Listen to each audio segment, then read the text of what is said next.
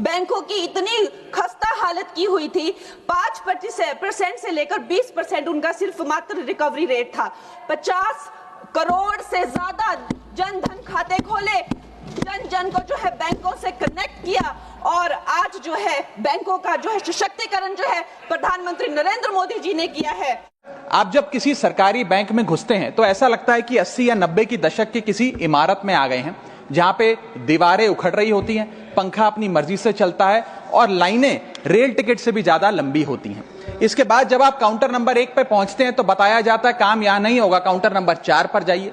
जब counter number 4 पे जाते हैं तो बताया जाएगा यहां पर भी काम नहीं होगा, फर्स्ट फ्लोर पर जाइए।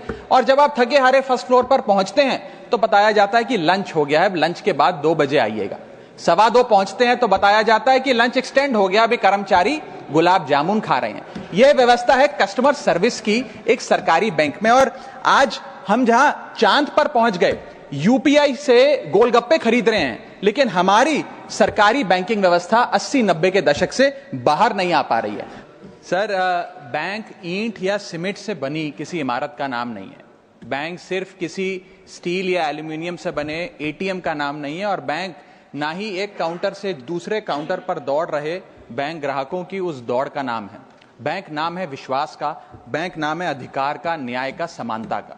लेकिन पिछले कुछ वर्षों में यह विश्वास जो ग्राहकों का बैंकिंग व्यवस्था में था, वो कहीं ना कहीं कमजोर होता नजर आ रहा है। और उसके कुछ बुनियादी कारण, बहुत ही बेसिक कारण आज मैं सदन में आपके माध्यम से सरकार के सामने रखना चाहूंगा। सबसे पहला, पुअर कस्टमर सर्विस।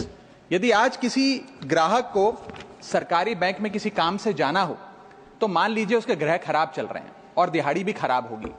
कोई नौकरी पेशा आदमी हो तो ऑफिस से छुट्टी लेनी पड़ती है, कोई स्टूडेंट हो तो प्रैक्टिकल का एग्जाम मिस करना पड़ता है, यहां तक कि साधारण सी पासबुक अपडेट कराने भी जाना हो तो वो भी एक संघर्षशील सफर में तब्दील हो जाता है।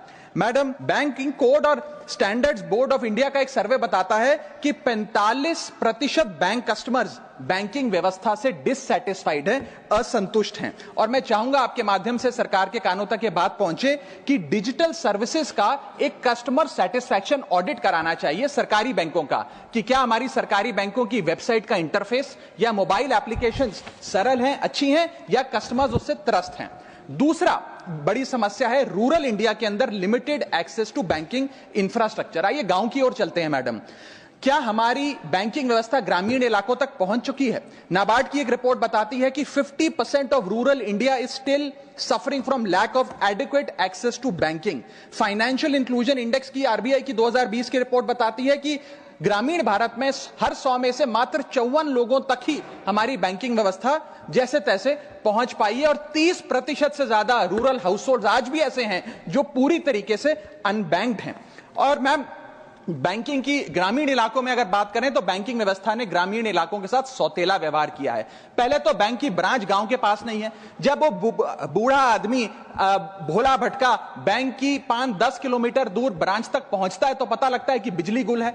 बिजली आ जाती है तो पता लगता है सर्वर डाउन हो गया है। सर्वर भी चल जाता है तो पता लगता है आधार सीडिंग में दिक्कत है, फिंगरप्रिंट मिसमैच हो रहा है, या बैंक अकाउंट की मैपिंग ही नहीं हो पा रही है। डॉक्यूमेंटेशन से लेकर कॉम्प्लिकेटेड फॉर्म से लेकर लैंग्वेज के चैलेंजेस तक ग्रामीण इलाकों में लोगों को झेलने पड़ते हैं। और सबसे ज्यादा बैंकिंग फ्रॉड भी गांव के भोले भाले आदमी के साथ होता है। इसी के चलते हमारे गांव का आदमी प्राइवेट निजी साहूकार के पास जाकर लोन लेना बेहतर समझता है, ना कि किसी बैंक के पास जाकर।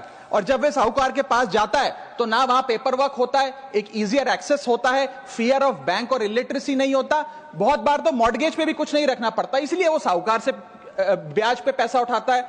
लेकिन साहूकार उसे मनमानी दाम पर वो ब्याज पर पैसा देता है। 60 से 80% सालाना का इंटरेस्ट रेट चार्ज करता है, जिंदगी भर के लिए उसकी गुलामी लिखवा लेता है, और वो बेचारा गांव का भोला भाला आदमी डेट ट्रैप में फंस के रह जाता है। मेरी तीसरी बड़ी समस्या जो मैं आज आपके सामने रखना चाहूंगा वो है साइबर फ्रॉड और digital frauds in the banking sector. Cyber frauds वर्ष 2023 में 75,800 घटनाएं सामने आई जो कि कंप्लेंट्स दर्ज हुई। वर्ष 2024 आते आते 75,000 से बढ़कर यह आंकड़ा 2,92,000 हो गया, यानी कि 285% के बैंकिंग फ्रॉड्स की घटनाओं में इजाफा देखा गया। और 2100 करोड़ रुपए लोगों के इस बैंकिंग फ्रॉड के चलते जीरो हो गए, शून्य हो गए, उनका नुकसान हो गया। और सबसे ज्यादा कंप्लेंट्स इसमें यूपीआई रिलेटेड बैंकिंग फ्रॉड्स की आई हैं। मैडम, मैं आपको बताना चाहूंगा कि मनी थेफ्ट के साथ साथ उतना ही जरूरी है डेटा थेफ्ट। जब आप बैंक को पूरे विश्वास के साथ अपना डेटा देते हैं, अपना पैन देते हैं, अपना नाम, एड्रेस, डेट ऑफ बर्थ, तमाम चीजें देती हैं, क्या बैंक आपके डेटा को सुरक्षित रख पाता है? क्या बैंक वो जाने अनजाने में या डेटा चोरी के माध्यम से वो सारा हमारा डेटा मार्केटिंग कंपनियों के पास, क्रेडिट कार्ड कंपनियों के पास, लोन देने वाले, फ्लैट बेचने वाले लोगों तक नहीं पहुंचता? एक रिपोर्ट के मुताबिक 2019 में एसबीआई के 3 million customer account data leak हो गया और तमाम बैंकिंग हिस्ट्री लीक हो गई। 2021 में मोबीविक का 8.2 टीबी का केवाईसी डेटा ही लीक हो गया। 2021 में एक पेमेंट गेटवे जस्पे का 100 मिलियन क्रेडिट कार्ड की पेमेंट डिटेल्स और रिकॉर्ड्स लीक हो गई।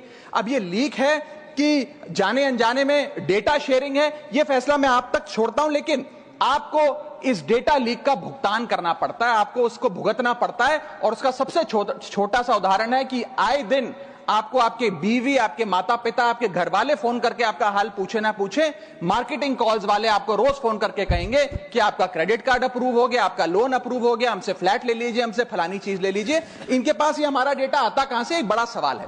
चौथी समस्या, हिडन चार्जेस और फीस। मैं चाहूंगा आपके माध्यम से ये नाना प्रकार के चार्जेस जो आज मैं सदन में लाया हूं, ये माननीय वित्त मंत्री जी तक पहुंचे, ताकि देश के आम आदमी की जो जेब बैंकिंग सिस्टम काट रहा है, ये उसे पता लगे, ग्राहक को भी और माननीय वित्त मंत्री जी को भी। पहला, मिनिमम बैलेंस पेनल्टी। यदि आप न्यूनतम बैलेंस नहीं रखते हैं तो 100 से 600 रुपए प्रति माह बैंक आपका काट लेता है।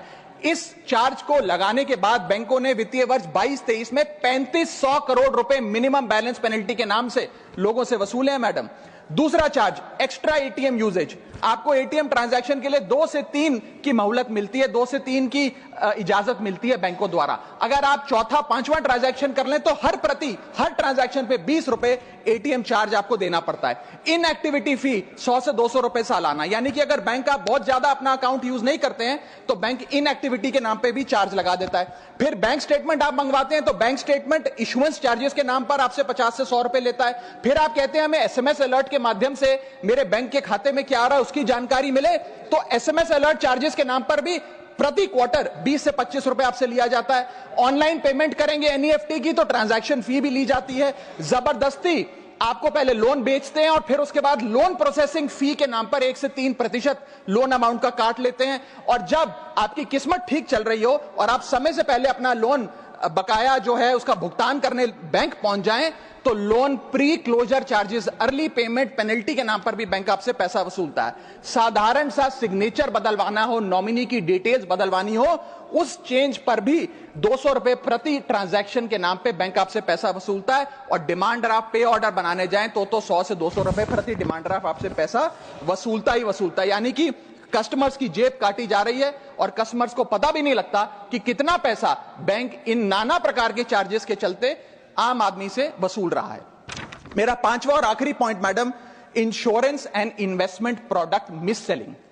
अपने क्वार्टरली या मंथली टारगेट्स पूरा करने के लिए बैंक के एग्जीक्यूटिव मिस सेलिंग करते हैं, गलत प्रोडक्ट लोगों को बेचते हैं। यह भी एक प्रकार का हनी ट्रैप है। मीठी मीठी बातें कर भोले भाले मासूम लोगों को ऐसे प्रोडक्ट्स बेच दिए जाते हैं जिनकी जरूरत उन्हें है ही नहीं। IRDAI, insurance regulatory development authority of India की एक रिपोर्ट बताती है कि 3.5 लाख सालाना कंप्लेंट्स में से 20% कंप्लेंट्स सिर्फ और सिर्फ मिस सेलिंग की, गलत प्रोडक्ट बेचने की उन्होंने दर्ज करी हैं। सेबी की एक रिपोर्ट बताती है कि 30% इन्वेस्टर मिसलीडिंग इंफॉर्मेशन का शिकार हैं। और म्यूचुअल फंड्स की मदर बॉडी, जिसे association of mutual fund of India कहते हैं, वो बताती है कि 23%, मैं खत्म कर रहा हूं मैडम, 23% इन्वेस्टर ऐसे हैं जिनके पास वो प्रोडक्ट्स हैं जो उनके रिस्क प्रोफाइल और फाइनेंशियल गोल से मेल ही नहीं खाते हैं। तो मैडम, मैं इन सारे जो समस्याएं बताई हैं उसके माध्यम से समाप्त कर रहा हूं। बस इतना ही कहना चाहूंगा कि ये बड़ी बुनियादी समस्याएं हैं जो आज इस देश का एक आम अकाउंट धारक, एक आम आदमी सफर कर रहा है। मैं चाहूंगा माननीय वित्त मंत्री जी इन बुनियादी सुविधाओं का, इन बुनियादी समस्याओं का समाधान दे। बहुत बहुत शुक्रिया।